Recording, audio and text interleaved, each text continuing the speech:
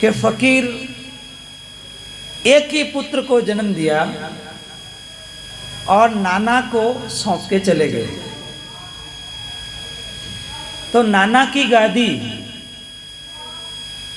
अब वो उसके बेटी का बच्चा संभालता है, दोहिता संभालता है। तो दोहिता को जब गादी पर बैठाया, बुखारे का बादशाह था वो, शहर बलक था। कहते हैं कि जब संसार में फंसते हैं तो दलदल में फंसते ही चले जाते हैं। तो एक शादी हुई, दो शादी हुई, तीन शादी हुई, 16,000 हो गई। अब 16,000 शादी हुई तो एक रानी को भी संभालना मुश्किल होता है। तो 16,000 रानियों को संभालता था। ध्यान से सुनना, जब 16,000 रानियां बेगम थी, 18,000 घोड़े थे और पूरे देश का बादशाह था, कोटि कोटि हीरा मोती खजाने थे। जैसे आपके घर में धान की बोरियां हैं, वैसे उनके घर में हीरा मोती की बोरियां थी। कई और राजा लोग उनके नीचे राज करते थे। बहुत बड़ी वो सल्तनत थी, राज्य था उनका, सब कुछ था। ऐसी विजय सेना थी कि जिसे आसपास के लोग कांपते थे। दोहिता 16,000 शादी किया, सुखों की कोई कमी नहीं। जब ज्यादा सुख आता है तो ठीक वैसे ही ज्यादा मीठा खाता है तो फिर भाता नहीं, शुगर भी हो जाए। जब 16,000 रानियां, 18,000 घोड़े और सोना चांदी की गिनती क्या, हीरे मोती जैसे घर में धान की बोरियां पड़ी रहे,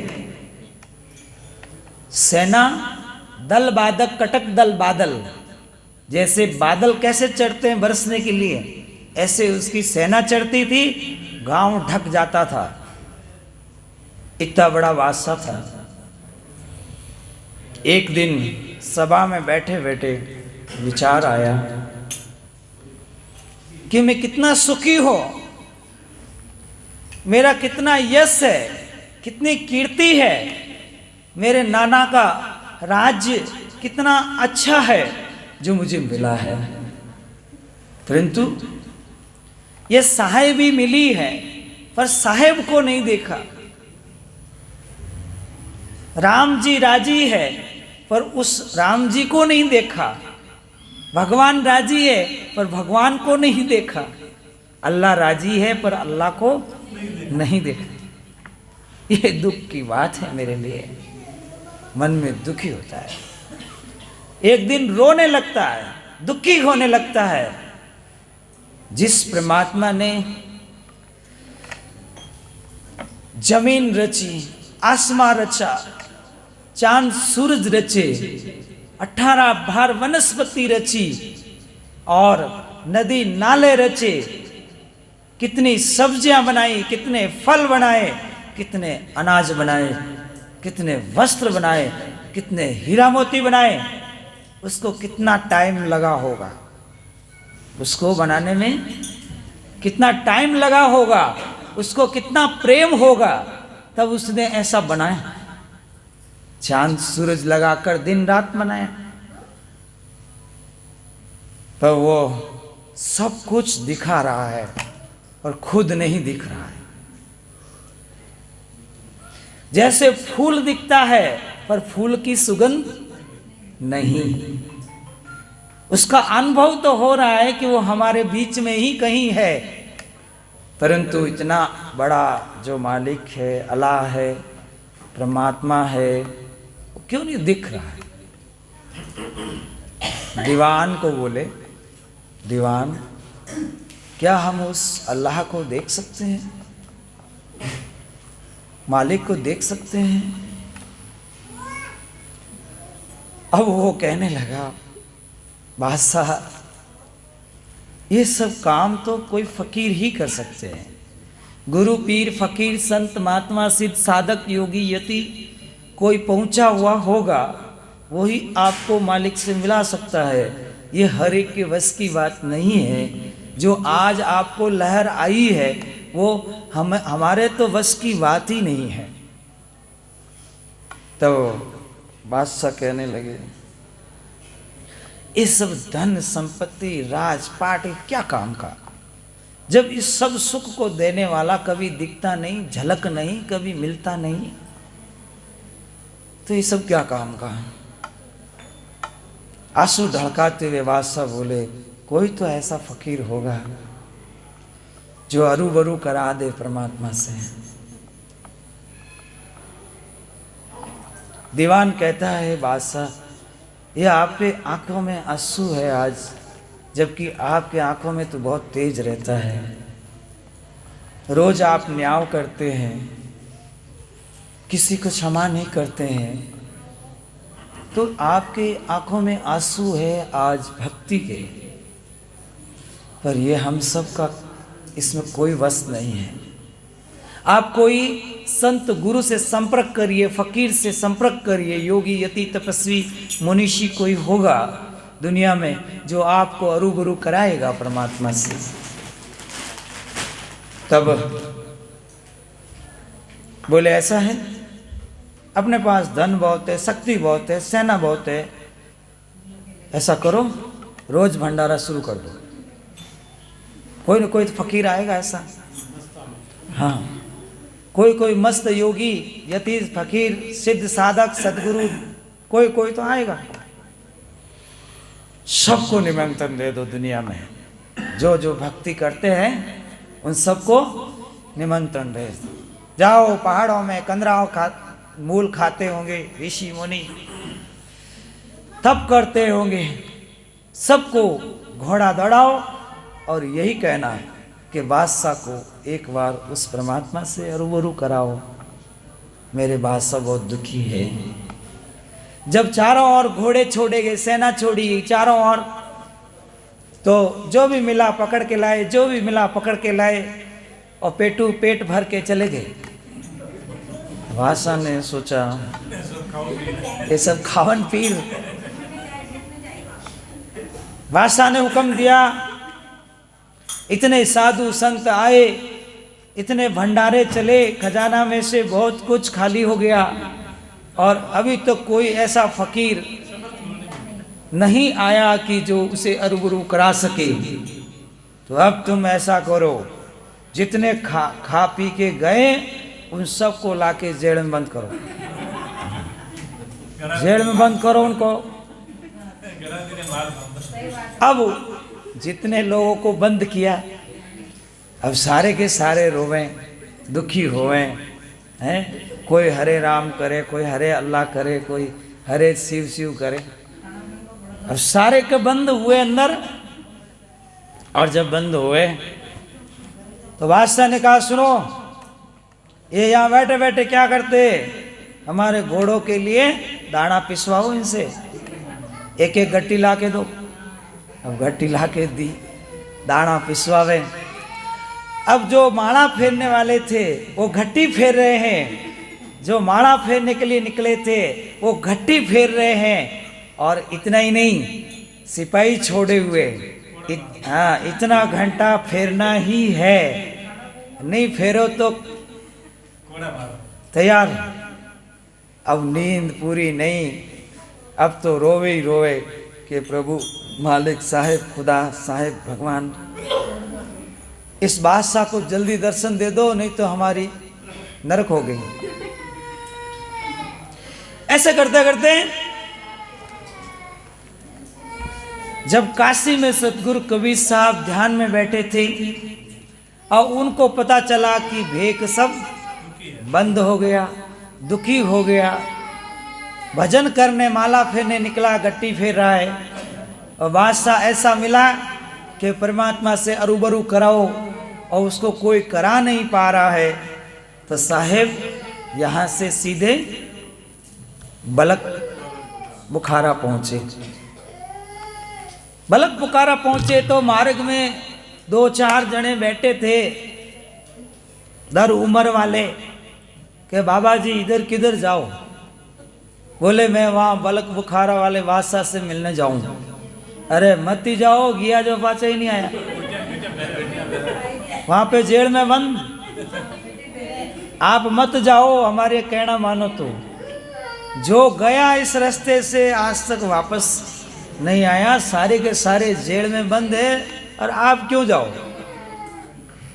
तो कबीर साहब उन दर उम्र वाले बुजुर्गों को कहते हैं, वो इतने साल हुए आए नहीं, इसलिए तो मैं उनको लेने के लिए जा रहा हूँ। बोले महाराज तुम्हारे जैसे बाबा बहुत आए, वो कहते गए और फंसते गए। तो साहेब बोले कि ठीक है, हम चलते हैं, हमें यही रास्ता पसंद है। जाओ जाओ, आपकी इच्छा तो जाओ। पास सतगुरु पहुँचे, जेल पर अंगुड़ी लगाई, ताला खुल गया फट। वो तो इलम है सतगुरु का। ताला खुला, अंदर प्रवेश हो गए और खुशामद पूछने लगे, क्यों माला फेरने निकले थे, यहाँ क्या कर रहे हो भाई। महाराज माला तो दूर हुई, गट्टी फेर रहे हैं। क्या पूछा बादशाह ने। बादशाह ने पूछा कि तुम्हारे पास कोई इल्म हो तो अल्लाह से, भगवान से, मालिक से रूबरू कराओ। तो हम लोग नहीं करा पाए। साहिब बोले यही तो गड़बड़ है तुम लोगों को, खाली पेट भरने निकले हो। कोई बात नहीं, तुम्हारे आंसू देखकर मुझे आना पड़ा, तुम्हें दुखी देखकर मुझे आना पड़ा। तुम सब सतनाम का भजन करो, जो मैं नाम देता हूँ उस सतनाम का भजन करो, बाकी नाम को सब बंद करो। जब साहेब ने नाम दिया उनको, वो भजने लगे। तब कबीर साहब ने कहा कि ये मेरा जो चिटिया है, ये जो मेरा आशा है, इसको मैं अड़ाता हूँ एक घटी के, तो ये सारी घटियाँ चलने लगेगी। बोले हैं बाबा जी, ऐसे होता है क्या। कि देख अभी 1100 वाट का पावर आता है। तो साहिब ने जैसे ही लगाया, कहा देख ध्यान देना, जितना खजाना में धान है बराबर ला ला के डालते रहना, हमारा तो थोड़ी देर का ही काम है, सुर सुर सुर सब। हाँ, फिर ये काम ही पूरा अधूरा नहीं है। तो कहा ठीक है। सब लोग तगाड़ी संभाल संभाल के गए, खजाना में से क्या लाए, धान, और भंडार घर से धान आ रहा है, और इधर साहिब ने लगाया आशा कि घटी अपने आप चलने लगी। एक घटी चले तो दूसरी चले, दूसरी चले तो तीसरी चले, चौथी चले, पांचवी चले। जितनी घटियाँ थी वो सब साहिब की शक्ति से चलने लगी। और जब घटियाँ चलने लगी तब साधु संत दौड़ दौड़ के उसमें सब धान डालने लगे, और थोड़े ही समय के बाद में धान खलास हो गया, सब आटा बन गया। खजांची बोला, भंडारी महाराज धान तो बचा ही नहीं, राजा बादशाह को जाके बता तो दें। बादशाह के पास दौड़ा दौड़ा गया कि बादशाह मेरे कुप्र को माफ करना, क्या बचा, क्या हुक्म लाए, क्या क्या समाचार। आपके भंडार में सभी धान समाप्त। मेरे भंडार में सभी धान समाप्त। अरे भाई 57 उमराव हैं मेरे, जो राजा लोग हैं उनके भी भंडार नहीं खत्म होते, अब मेरा भंडार कैसे खत्म हो गया।